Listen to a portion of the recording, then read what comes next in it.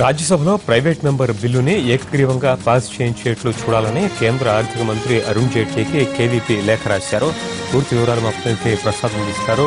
Prasad, Arun జైట్లీకి KVP రాసిన లేఖ సారాంశం ఏంటి? శుక్రవారం నాడు ఈ డాక్టర్ కేవీపీ రామచంద్ర ప్రవేశపెట్టినటువంటి ప్రైవేట్ మెంబర్ బిల్లు ఆంధ్రప్రదేశ్ విభజన చట్టానికి సవరణలు కోరుతూ చేసినటువంటి ఈ ప్రవేశపెట్టినటువంటి ప్రైవేటు బిల్లు ఎట్టి పరిస్థితుల్లోనూ ఆమోదం పొందే విధంగా అందరూ సహకారం అందించాలన్న విజ్ఞప్తులు చేస్తూనే ఉన్నారు.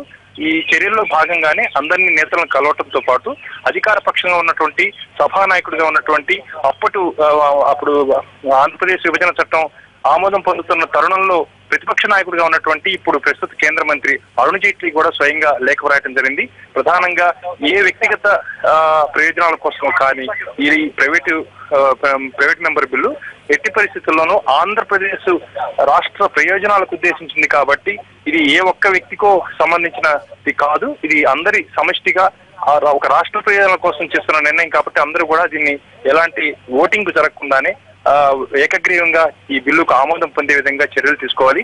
సభానాయకుడిగా అధికార పక్ష నాయకుడిగా ఈ విషయాన్ని తమకు తెలియజేస్తున్న అన్న అంశంతో పాటు 200 పేజీలు అప్పుడు ఆంధ్రప్రదేశ్ విభజన చట్టం ఆమోదం పొందుతున్న తరుణంలో అన్ని పక్షాల నాయకులు చేసినటువంటి ప్రసంగాలు, వారు జరిగినట్టు వాగ్వాదము, వీటన్నిటికి సంబంధించి వెర్బైటం గా 200 పేజీల ఒక కాపీని కూడా జత చేసి అరుణ్ జైట్లీ పంపించడం జరిగింది.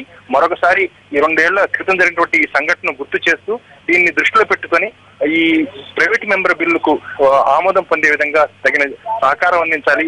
దీన్ని మీరు సానుకూల దృష్టితో వ్యవహరించి ఎలాంటి రాజకీయాలు దీన్ని చూడొద్దని, తన వ్యక్తిగత ప్రయోజనాల కోసం కాదని ఇది తెలియజేసే ఉద్దేశంతోనే ఈ రాజ్యసభలో బీజేపీ పక్ష నాయకుడు అయినటువంటి కేంద్ర ఆర్థిక మంత్రికి అరుణ్ జైట్లీకి ఈ లేఖ రాయటం జరిగింది.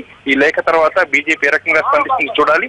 ఇప్పటికి నేతలందరినీ కూడా స్వయంగా రఘువీరారెడ్డి నేతృత్వంలో ఆంధ్రప్రదేశ్ అయినటువంటి కాంగ్రెస్ నాయకులంతా కూడా ఒక్కొక్కరుగా కలిసి విజ్ఞప్తి చేస్తున్నారు. కాబట్టి చాలా సానుకూలమైనటువంటి వాతావరణం ఉంది. ప్రైవేట్ మెంబర్ బిల్లుకి ఎలాంటి ఆటంకాలు లేకుండానే ఒక సానుకూల దృక్పథంతోనే అందరూ వ్యవహరించి ఈ బిల్లుకు ఆమోదం తెలుపుతారనే భావన సర్వత్రా వ్యక్తం అవుతుంది. Right, thank you Prasad.